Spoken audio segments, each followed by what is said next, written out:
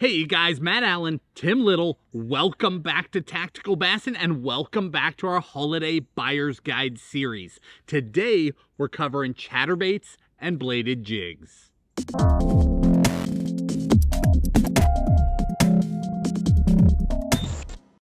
So everything chatterbaits, this is a huge category and we have videos underwater with different trailers and all that, but today we're really gonna simplify it for you, kind of narrow it down and get you the best bang for your buck to get you the right stuff for the holidays. So we're gonna cover the different baits, the different trailers, why they pair well with each other, and we'll go from there. But this is a huge category. We love throwing chatterbaits. It's one of those categories where you can catch a lot of fish, you can catch big fish, you can fish through wood, through grass, and they all have their kind of their own little special features. So we're gonna cover a handful of baits and then pair them up with our favorite trailers. Let's kick it off with baits. You know, the chatterbait is a very unique bait. You can cover so much water with them, catch fish under so many different conditions, but there are definitely certain baits for certain tasks. So let's cover the baits themselves, then come back and cover the differences in trailers, color, that sort of thing. To kick it off, you cannot have a chatterbait video where you don't talk about a JackHammer, right? The JackHammer is the staple bait in the entire chatterbait bladed jig category. It is the cream of the crop. It is the bait. Super high-end components. When you get into bladed jigs, there are a couple of things that you need to understand that set one bait apart from another. One is obviously components, the most important thing being strength. Chatterbaits have a funny way of catching giant fish. So if the components can't hold up, if the blade's gonna break, the snap's gonna break, you're gonna bend out a hook, that bait is junk. You don't want that. You need components that will hold up. But two, and equally if not more important, is startup speed. That is when you throw the bait out and you begin to retrieve, how quickly does the blade on that bladed jig begin to wobble so that you actually are mimicking bait fish or craws or bluegills or whatever you're trying to imitate. The reason it's so important is that in a lot of situations, we are throwing the bait to a piece of cover, especially when bass are up on the bank. Getting that bait to start instantly is the difference between getting bit and getting completely out of the strike zone away from the fish before it even starts to look right. The JackHammer has always been the king of startup speed. You throw it out, the second you begin to pull it, that thing is chattering. You've got instant action, and that is one of the key things that makes that bait so much better than most of the baits in the category. Yeah, that really sets the bar in the bladed jig chatterbait category. One that's right there too. This is a new one to the market. This is the Z-Man. This is the Evo. And why I really like this chatterbait, it has some really cool features. So Matt talked about the terminal stuff. He talked about the snap, and everything is good on this chatterbait as well. But it comes in some cool colors, and it comes in coated blades, painted blades, coated blades. They're not stickers. It might look like a sticker in, online or whatever, but it's actually a coated blade.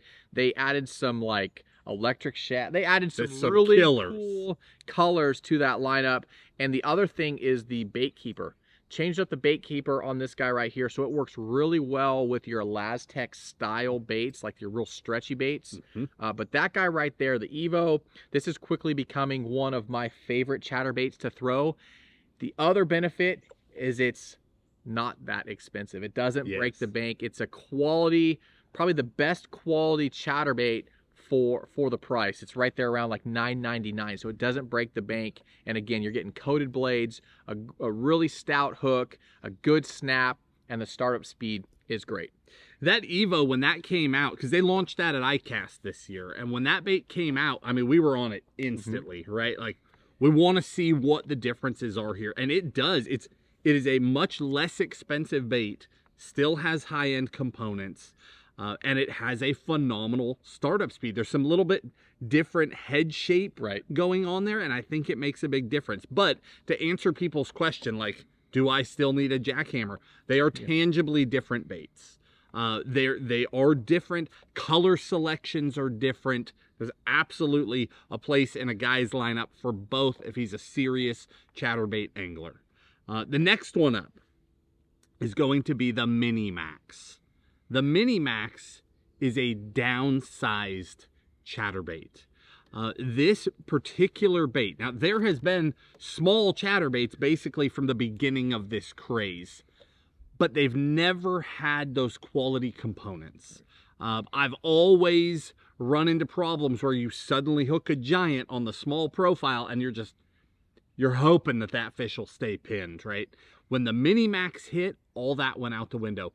Downsized profile, which is key on our lakes today, where everybody is out there throwing these baits, right? Tons of people are throwing bladed jigs, but more than that, tons of people are bass fishing. The fish are feeling that pressure, and a downsized profile is everything. It's got an excellent 2-barbed keeper on it. Most important, it is a small hook, but it is a super stout hook. I mean, crazy strong. As strong as the JackHammer, if not stronger. This was so needed for the angler.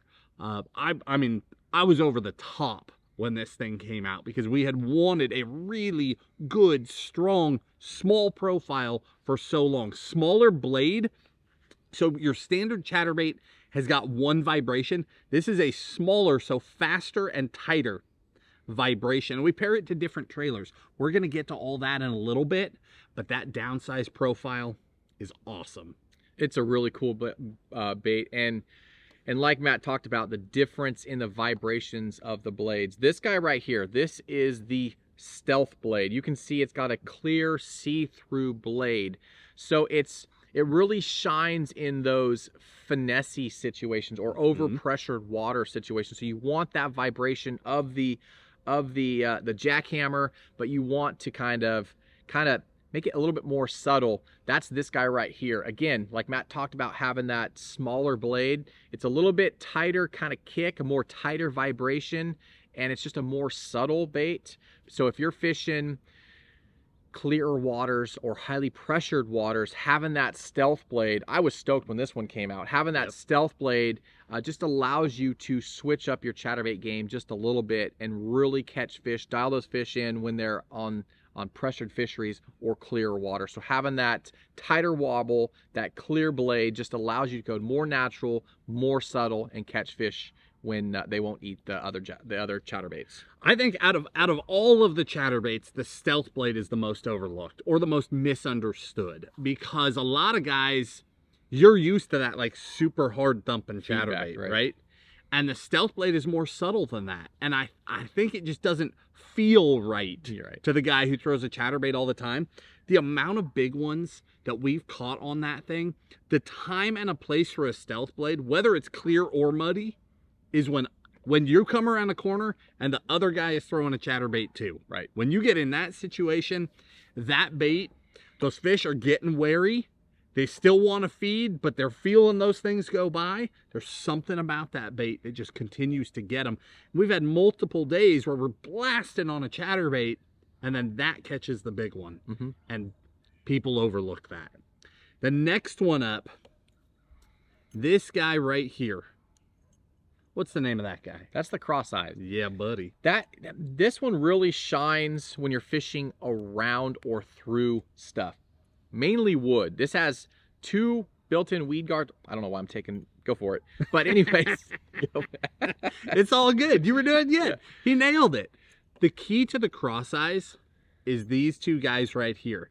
These are actual wire keepers. So you can bend them different ways and they'll stay the way that you bend them. I like to get them perfectly straight and then spread them so the hook point itself lays right between.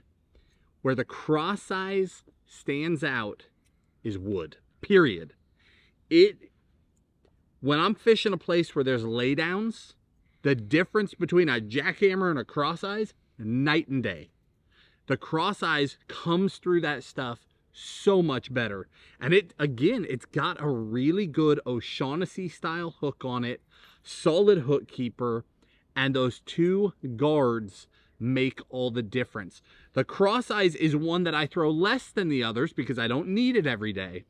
But I've got a hand, like I can just cycle the fisheries in my mind, Right. where I like to throw around wood, and the cross eyes is the deal in that situation. You might not need 20 of them in your boat, but if you're a guy that throws a bladed jig a lot, you need 1 or 2, because when you get in those situations, you know it. And the difference between blazing through that cover and getting bit versus throwing in there and getting hung and ruining that tree, it's night and day. Yeah, that's, in my mind, that's kind of like my power fishing chatterbait, right? That's the one I'm throwing in muddy water around stumps or that sort of thing. So that, like Matt said, that wire guard on there really allows that bait to come through that stuff and present that bait where other people would be afraid to throw, like a JackHammer or something, right? It just allows you to fish and present that bait in areas where a lot of people wouldn't throw a bait. So last but not least, we're gonna talk about this guy right here. This is called this is the naked head.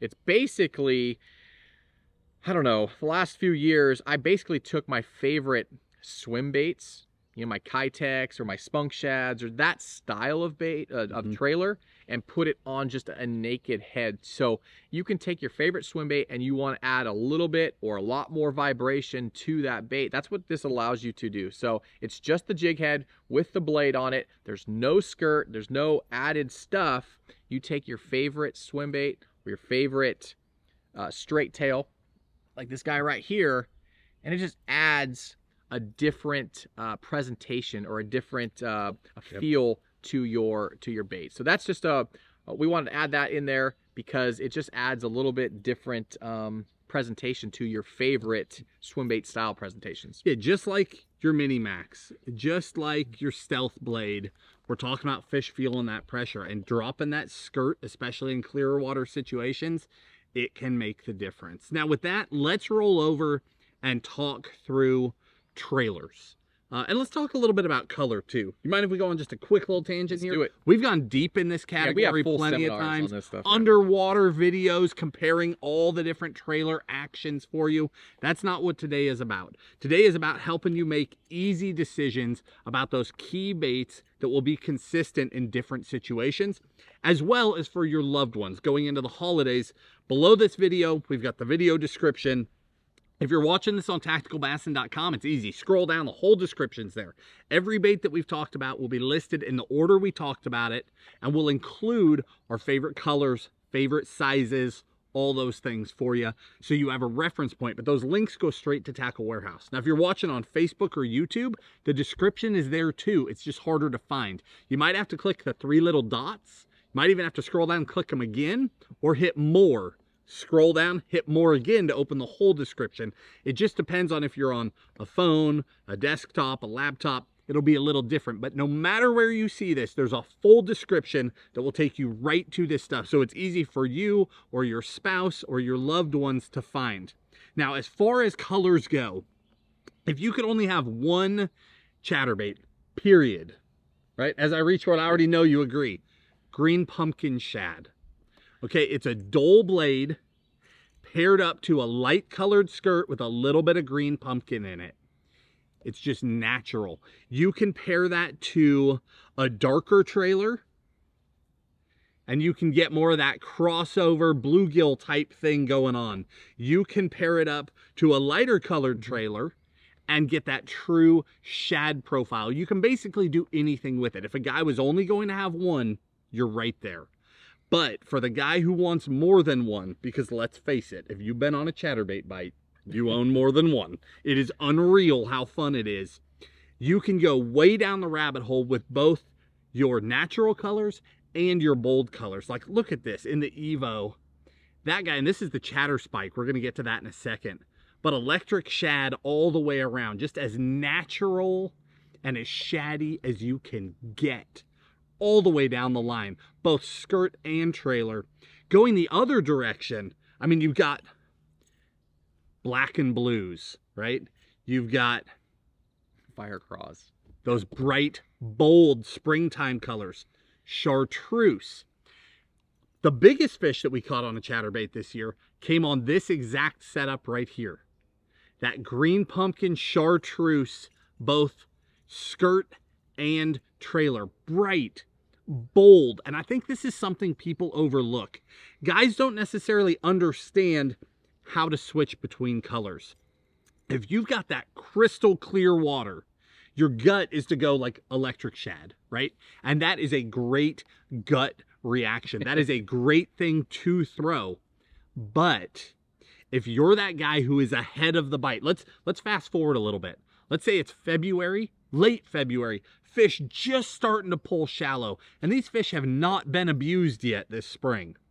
You're the only guy out there. You're the only one who's figured out they're shallow. In that situation, bold. Bold is key. And the reason why is that those giants that are creeping up there, they're not creeping up there for fun. They're creeping up there to eat. That's what they're there. It's the warmest water they've been in months, and they are there to feed. If you put a bright, bold color, they can see it from farther, and the odds of them beating the little ones to it goes up. That is why early season, our biggest chatterbait fish of the year came on chartreuse. It's a visibility thing. It's about getting there first when those fish are pushing the shallows. Now, stained water, tannic water, that's where black and blue just is magic. There's just something about it. And of course, your bluegill colors, right? There are some fisheries where 7 days a week, year round, bluegill is the ticket. But again, in the description with each head, we'll give you our confidence colors. But we want you to understand that even when we say green pumpkin shad, if we get there first, we're throwing bright and bold. If the fish won't eat it, we go natural. And you catch giants on electric shad too. I mean, we had a day, 2 days back to back, where we had 3 fish over 9 pounds on those super natural looking colors, crushing them. But if you can get away with the bold, do it. You will get those you'll get less bites, but you get those monster bites. Yeah, the other thing not to overlook is blade colors, right?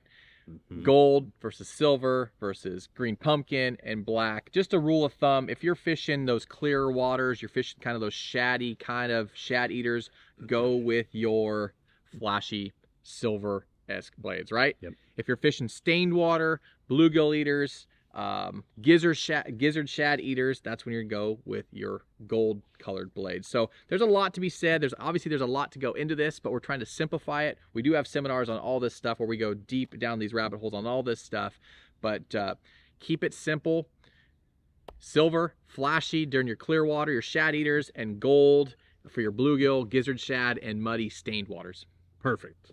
Let's jump into trailers. The largest category by far is the straight tails. That is the main trailer that we're going to start with. Something with that sleek, straight tail. And it's because when we started comparing these things in underwater footage, the way they move and react is unlike all the other trailers. And it allows us to fish these baits on more than just a straight retrieve. If you're throwing your chatterbait out and winding it back, you're catching some of the fish. When you figure out that you can bump it and work it and snap that reel handle and get that bait to dart and move, that's when you've taken it to the next level and you're getting all the bites that you could get. The main bait in that category for us is the spunk shad, the Hog Farmer spunk shad, in both a 4.5 and a 5.5. Like here's a 4.5. There's a 5.5, just for a profile difference. I would say the 4.5 is the standard. That's what most people throw. I personally like the 5.5. I feel like I get more of those big bites on a 5.5. But again, standard is that 4.5. It's very sleek, great action, easy to throw. Now, they also licensed the spunk shad to Missile Baits. So Missile also has the spunk shad. The difference here, color selection. You decide between a 4.5 and a 5.5. After that, it's, do you want electric shad, frosted purple? Yeah. Do you want electric shad? Do you want sexy shad? Do you want that chartreuse green pumpkin, right? It's just color selection. So we'll link both for you in the description so you can look through the colors. The other one that just came to the category from Z-Man is their Chatterbait, and that's what's on this one. And Tim was playing with that a minute ago. That's an Elastec bait. To the eye, this one is a little more stubby, but because it's Elastec, it still just whips and has that action and is super, super durable. I mean, that color paired to that looks bait, really good. It's outrageous how good that looks. Yeah, that Elastec in water, it's just free flowing. It's just a really natural look. And that's what's important about all these trailers. There's so many different trailers on the market, but when you get that blade going and you get that secondary action of the skirt pulsating and the kick of the trailer, that's what makes these magical. Which category you want to do next? Let's, well, there's 4 categories of trailers that we use. You got the straight tails, swim baits, craw profiles, and then those like full body, like bluegill type profiles. You pick. Let's do swim baits. I don't know if you guys saw, it was early this year or late last year. I went to I caught a bunch of big ones. Oh, you caught a great big one. On this guy right here. This is the Yamamoto Zako or Zako, however you want to pronounce it, but it's a Gary Yamamoto custom baits. It's more of that swim bait profile, right? So you have some tail kick. It's not like a little thump or a little tap like these straight tails. It's got some actual kick to it, some actual paddle to it. So I like to fish these when I'm fishing the clearer waters, the more natural, when I feel like these fish have good visibility and they can really track that bait. They can kind of analyze it. I like to just have that more kind of swim baity type of trailer. But that guy right there comes in some great colors. Again, Yamamoto Baits has some great colors. But that guy right there paired up with your favorite JackHammer or Evo is awesome. Again, it's kind of like that ribbed tail, so you get that full action. It pairs nicely with the vibration of these blades. But that's probably my favorite kind of swim bait. I mean, some guys will throw Kitex or whatever, but that guy right there has caught a lot of fish for me. Yeah, we told you right off the bat that straight tail was the largest category. The rest of these, we're giving you 1. And we didn't come to these by accident. It's all that underwater footage. And if you've tracked the videos, you've seen it too. The standouts are obvious. That is obviously the best swimming of the swim baits. Once you add that chatterbait blade, it changes how the swim bait moves. That one looks awesome.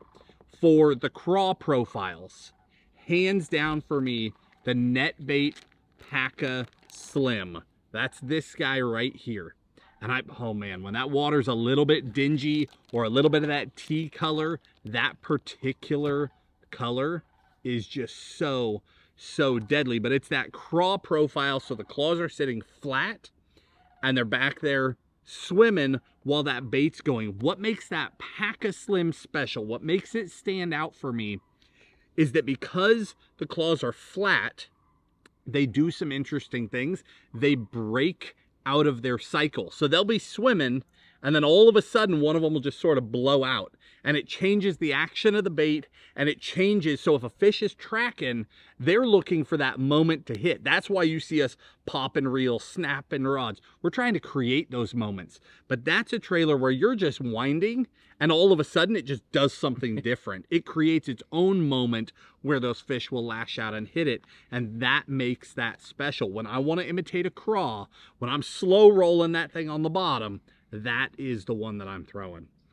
On the flip side, if you're in a fishery where you need like a full body kind of trailer, you're a bluegill fishery, or you're fishing shallow around grass, around different panfish, and you need kind of a beefier trailer, it's this guy right here. This is the Big Bite Baits Kamikaze Swim On. It has just that full body presentation. It's got a real good kick. We rig it, I don't know if you guys can see that or not, but it's vertically. Right? So it's kicking like that. So it just adds a more fuller presentation profile, and it just has that real good kick that mimics a bluegill or a panfish really well. And so again, that's paired up with a gold blade. But that thing is, from our underwater footage, as far as that profile, that one really is the standout in that category. It takes about 3 seconds of seeing it underwater to know that that one is the deal. That skirt's up there doing its thing already. When that tail kicks in and they're going opposite of each other. Yeah, if you ever sit and look at a fish, you'll see the top and the bottom of the tail are going different. It's kind of, they're kind of like feathering their tail, and that's just one of those ones that just stood out to us instantly and had a ton of success on. From there, it's the little guys. I don't care which one. The Kamikaze, again, it comes in a smaller size. So if we're talking about the Mini Max is that downsized chatterbait. It's very important to downsize the trailer as well. Now, there are plenty of downsized trailers, but again, there's 2 that stand out and they have that special action. That Kamikaze swim on, again, here's the standard. That's on a JackHammer. Here's the downsized trailer on the Mini Max. Same color, same profile, but just downsized. This guy is deadly. I mean, that is such a perfect example of the difference. The chatterbait colors are the same, trailer colors are the same, but way, way smaller. To round it off, let's talk about finessey chatterbait. So we're talking about the stealth blades. If you need, or the Evo, depending on the different colors, right? If you need a downsized, more finessey trailer, we're going with this guy right there. That is the Yamamoto Zako, but the difference is the tail. What bait is that one on? Mini Max. Mini Max. Yep. See right here, paddle tail. We talked about that for a swim bait. This actually just has almost just a forked tail, so it doesn't have the real wide thump like the paddle tail Zako. But if you want a finessey bait, a trailer that pairs up nicely with that stealth blade. There it is by the Kamikaze. There you go. That is our finessey, natural, subtle trailer. Again, it's kind of that bigger body right there, but has that little tail kick back there. It doesn't do a lot. It's more subtle. Again, you're not throwing this as on an aggressive chatterbait. You're coming behind these guys. You're throwing a smaller profile. You're throwing a tighter blade kick, and you're trying to get bites when they've already been fished for with the bigger bladed stuff. Yep. With that, let's switch over to rods, because this is another one of those categories where rod makes a big difference. It's sort of a funny balance where you're trying to feather the bait, if you will, get action out of the bait, but you also need to be burning it quick. You need that thing thumping, and then when a fish eats it, you need to stick them with a jig hook. It's a very strange balance. I'm going to start with sort of my outlier, because we've got a couple of key chatterbait rods, but I have one that is a surprise to a lot of people. This is from Megabass. This is in the Levante line. This is the Braillist. The Braillist is not a chatterbait rod. The Braillist is my favorite jig rod, right? It's a bottom contact rod. Throwing jigs, throwing big worms, you know, Texas rigs. But specifically in the Levante, that action is just a touch slower through the midsection, and it loads up really well on a chatterbait. Now, this is not my everyday chatterbait rod, period. We're about to get to that. Where this thing shines is chatterbaits work in a lot of different situations. When we're down in Florida, Louisiana, South Texas, we're chatterbaiting for big ones in the grass. Trying to blow that, it's one thing to be snapping them out of grass, and we're about to get to that, but when you have to do that 15 times on every cast all day long, a stouter rod that can snap it out of there easier is everything. And this rod has that perfect balance, because again, it's a jig rod. So it's able to pop out of that stuff really easy, but then it's a little slower in the mid, so you can still load it up on those fish. You don't want to put all the horsepower to them. You'll start bending snaps.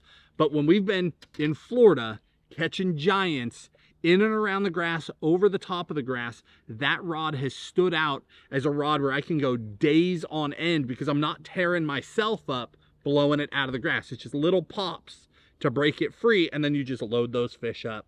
It works really well. Yeah, bladed jig rods or chatterbait rods, it seems like there's like a split decision, right? Do I go glass? Do I go... Yeah, there's all different opinions. And these companies have kind of blended the rods, right? So you'll kind of have a faster tip with a slower midsection. You'll have all sorts of stuff, right? So we've played around with a bunch of different rods. We played with glass rods. We played with composite rods, everything. Our favorite rod is this guy like Matt just talked about. This is the 883. This is a Loomis IMX Pro BJR, bladed jig rod. This is when IMX Pro came out with their technique specific rods just a couple years ago. They nailed it on I mean, it's some of our favorite cranking rods, some of our favorite frog, all sorts of stuff, right?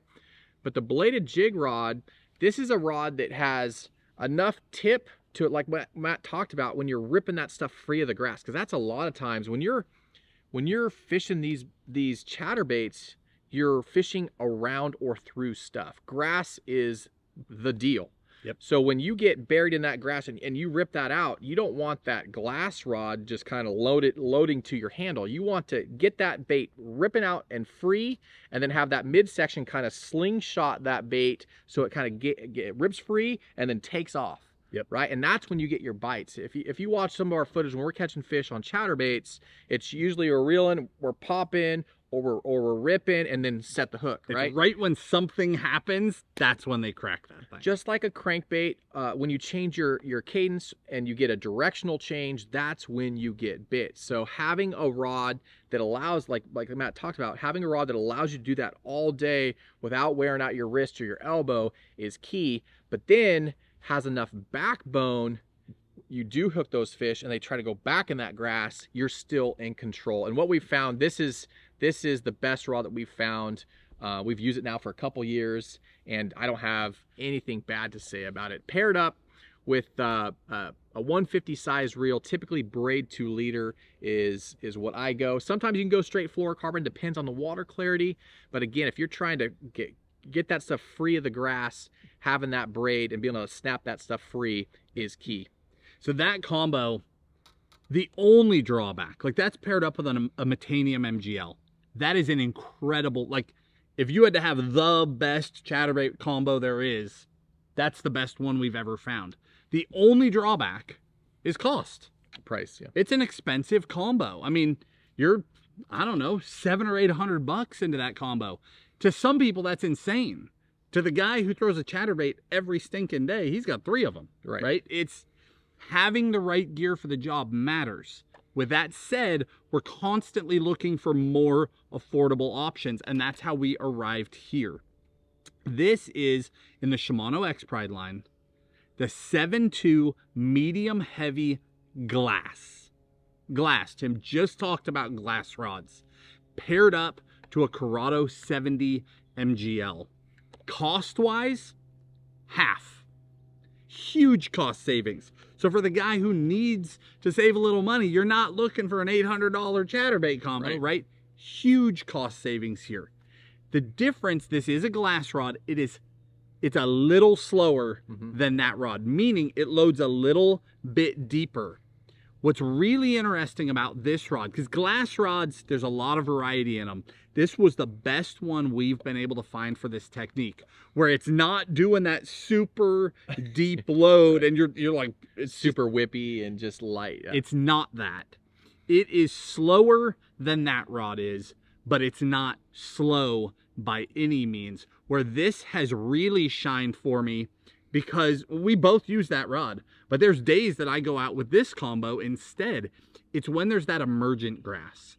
There's a lot of grass coming up, but it hasn't turned into like those big stems yet in the springtime. When it's that emergent grass that you're popping free of, the glass in this rod allows you to just snap out of that stuff, just super subtle, and it lays it right back in there. Because a lot of those fish eat that thing as it exits the grass. And if you're smashing it out of the grass and ripping it 8 feet out of there, it's gone, right? The fish don't come after that. It just left the strike zone. But where you can snap it free and it's still right there in front of them, boom, they're on it. That's that magical moment. Both of these are excellent combos. And then again, when I know I'm fishing heavy cover, buried in that grass, you're in there all day long, your elbow has had enough, you know you're around big ones, dude, that Levante Braillist crushes, absolutely crushes. And again, the key was specifically I'm throwing the Levante because it is just a touch slower than some of the other higher end versions, even of the brailless, that you can get the brailless in an Orochi. That's what I really like to throw the jig on. But for that chatterbait, that Levante, slightly slower, little bit more load, it just makes the difference. Guys, we know that the bladed jig category is a huge category. We kind of just scratched the surface with this stuff, but hopefully that gives you guys, points you guys in the right direction depending on the type of fishery you're fishing, and makes it easy for you to send to your loved ones so they can purchase this stuff for you. Because we know that fishing, I mean, I hear from my wife all the time, fishermen are the hardest guys to buy for, right? It's right. Just, but this will help you with that. Like I said, down below in that video description, we'll link all this stuff, our favorite colors, our favorite trailers for each category. But like I said, we just skimmed the surface. There is a deep rabbit hole with bladed jigs and chatterbaits, and we've spent a lot of years doing it, and this is what we found to be our most confidence baits. Now, with all of that said, let's take it back one time. If you are shopping for somebody, or if you just want to dabble, and you only need one, here's what I want you to do. This is a JackHammer. You should experience the difference one time. 1/2 ounce green pumpkin shad. Green pumpkin shad. 1/2 ounce green pumpkin shad. Pair it to the Hog Farmer 4.5 sexy shad. And just try it. Just one. Out of all this, yep, that's the one. Just try it. And for everybody else, there it is. Guys, we are doing these buyer's guides 7 days a week right now. Tomorrow, we're talking spinnerbaits, and we're just going to keep right on rolling from there. So stick with us. This isn't our regular schedule, 7 days a week. If you enjoyed the video, hit the like button, subscribe to the channel, and we'll talk to you soon.